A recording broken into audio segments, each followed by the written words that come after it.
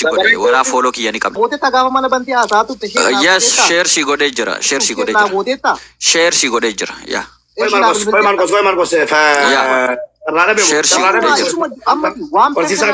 Marcos,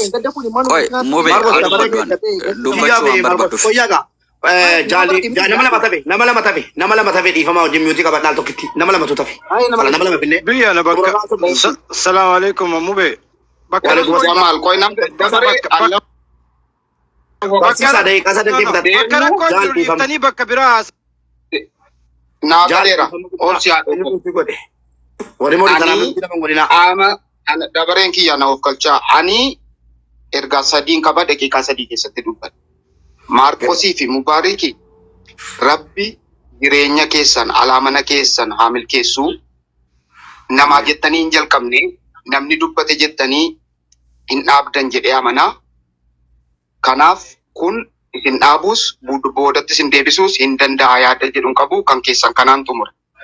Oromoo as jiru hundaaf ammoo ergaa tokkoon qaba.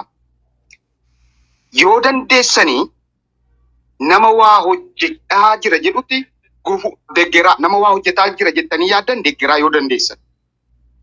Yoo hin dandeenye hin deggerinas hin ilaalinas mana isaas hin naqina.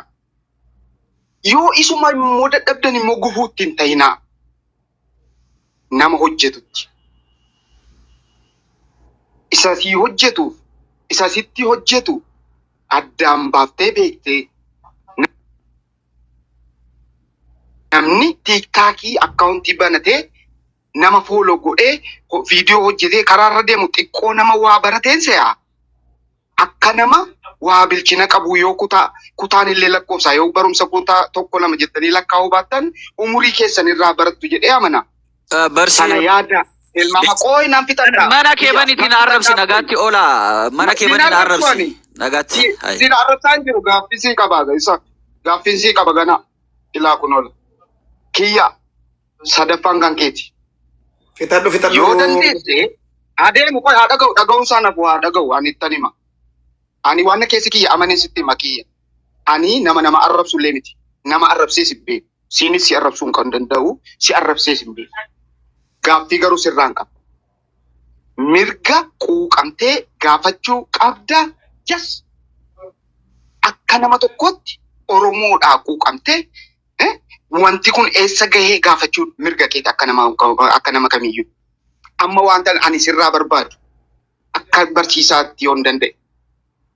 Namoota hojii tola ooltummaa hojjetaa jiran kana wanta tisila goote xiqqoo bilchina dhabaati. Yoo dandeesse tokkoffaa ragaa goofandimii sana amma nuuf fiduu yaali. Hunda akka gaafannuuf ta'uu baannaan garuu yookaan nama siin jedhe sana fidadhuu kottu nutti himi Oromootti himi akkuma sila baatee birriin 6,000 nyaatameera jette birriin 6,000 nyaatame sun kanaa. No akkana naan jedhanii akkas jette immoo sila immoo dhagayeera. Eenyu siin jedhe abaluu maaliif jetti jedhamee dhimmichi qulqullaa'ee haqni bahuu qabdi. Boriif immoo dhimma kana yerootti adeemtu akkati hojii babbareedaa hojjettu niin beeka. Yeroo itti adeemtu yoo dandeesse tarkaanfii amma ittiin adeemte kana caalaa bilchina ka dabalate. Bilchina ka dabalate. Gaaffii eessaa akkamiin yoom maaliif eenyu ka jedhu sana fiddee dhufuu qabda. Qulqulleeffattee dhufuu qabda. Ajandaan argame jedhanii fudhatanii dhufuuni saba kanaaf hojjechuu osoo hin taane saba kanatti hojjechuudha ta'a jedhee amanan qofaaki. Sanas ta'e kana garuu wanti natti tolu wanti keessi koo boqonnaa argatu shiratu hin yaadamne kana jechisiisu yoo ati haqa kana fiddee dhuftee qofa obboleessa koo kiyya. Rabbii birattillee nama birattillee kabaja argatta gaafas. Kanaafuu yoo dandeesse yoo sodaa Rabbii qabda ta'e yoo Oromoodhaa dhuguma yaaddofta ta'e qabxii dhimma fudhattee dhufte sanaaf tokko lama jedhii nutti himi deebii. Isa na arrabsi immoo jettu ani kabajaa qaba.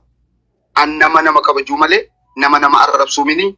Marcos, Mubarik, Eebbisaa, The Captain. Namni 640 jirtan kabajamaa ulfaadhaa. Haqni garuu akka bahu qabu barbaada. Lama naa laattaa? Nan deema. Yoo Qabinaa. lama qofa naa kennan baay'ee naa ta'u.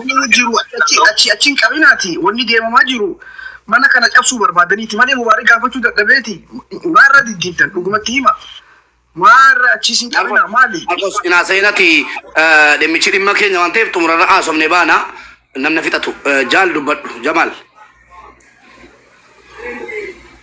Jamal dubbadhu Jamalii fi bakka mubaarik hoo bootate xumurarra dubbadhu.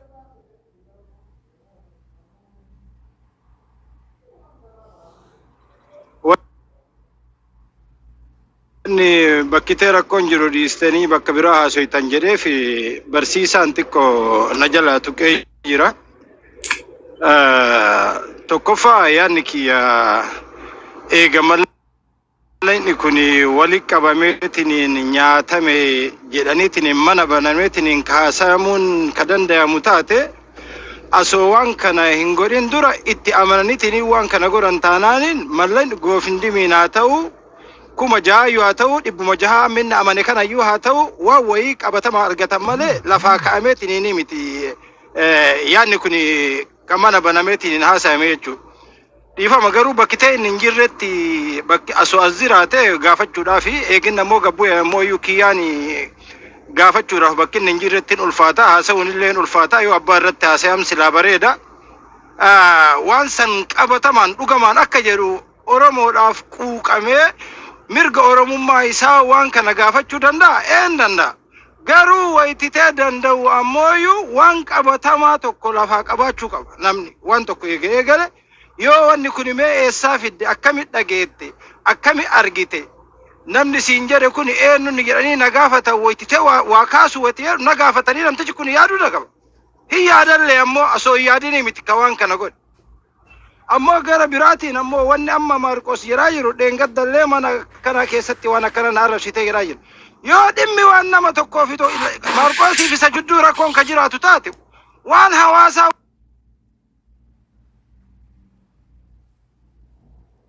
Konko nama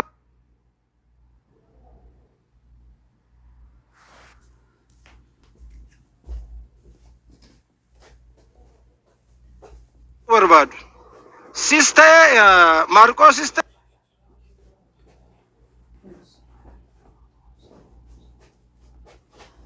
atif yoomi yoo akka isin abdii hin murreedha kan jechuu barbaadu. Wanni isin godhaa jirtan waan argiteetiin hin har'aa addunyaallee boruu akeeraallee isin boonsuu danda'u isin duubattillee haasayamaa jiru malee sigalee wanna isin salphachiisu hamma ammaatitti haga isin beeynutti wayyamata kallee cararraa wayii waan hin arginiif abdii murattanii duubatti akka hin deemine har'aan booda boruun booda waan jettu atillee dhiisi Marqoosillee ammooyyuu sirriidha kaashaappii wayititee namni nama ergu waan biraa kaas keessatti dhiisitiniin mallaqarraa wayititee mallaqatti kaashaappii san akkaawunti galchee akkaawunti keessaa baasu hagam akka hir'itu namni kaashaappii fayyadamu marti nu beekuu danda'a. San ammoo kaashaappii tun irraa mureedha irraa hir'isee hin beeku mucaan kun ka ufii ittedha.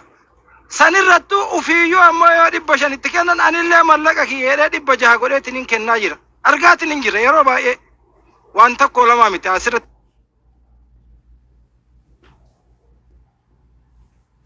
Waan kanniin waliin kaastan kun duuka deemaatiniin duuka bu'aa waan kana addaan baasaa goofindimiin banamellee yoo